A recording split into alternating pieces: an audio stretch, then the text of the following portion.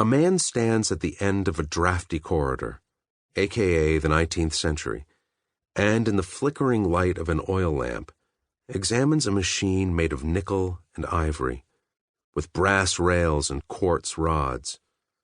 A squat, ugly contraption, somehow out of focus, not easy for the poor reader to visualize, despite the listing of parts and materials.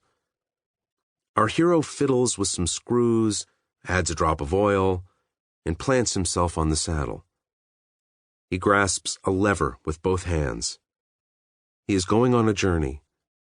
And, by the way, so are we. When he throws that lever, time breaks from its moorings. The man is nondescript, almost devoid of features, gray eyes, and a pale face, and not much else. He lacks even a name. He is just the time traveler. For so it will be convenient to speak of him. Time and travel. No one had thought to join those words before now.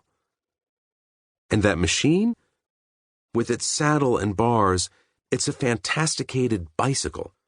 The whole thing is the invention of a young enthusiast named Wells, who goes by his initials, H.G., because he thinks that sounds more serious than Herbert.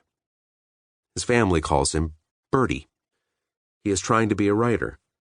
He is a thoroughly modern man, a believer in socialism, free love, and bicycles.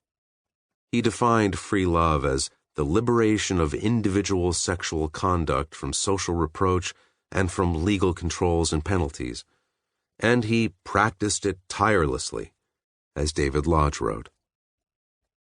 A proud member of the Cyclists' Touring Club, he rides up and down the Thames Valley on a 40-pounder with tubular frame and pneumatic tires, savoring the thrill of riding his machine. A memory of motion lingers in the muscles of your legs, and round they seem to go.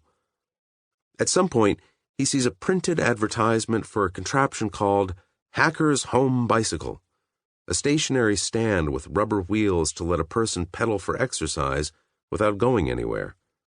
Anywhere through space, that is. The wheels go round and time goes by. The turn of the 20th century loomed, a calendar date with apocalyptic resonance. Albert Einstein was a boy at gymnasium in Munich. Not till 1908 would the Polish-German mathematician Hermann Minkowski announce his radical idea.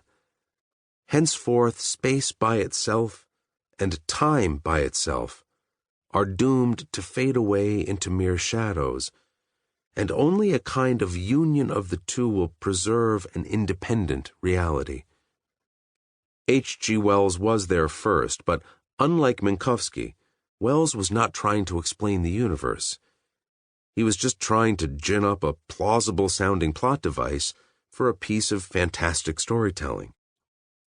Nowadays, we voyage through time so easily and so well in our dreams and in our art.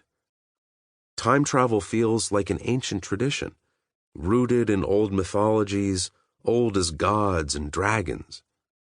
It isn't. Though the ancients imagined immortality and rebirth and lands of the dead, time machines were beyond their ken. Time travel is a fantasy of the modern era.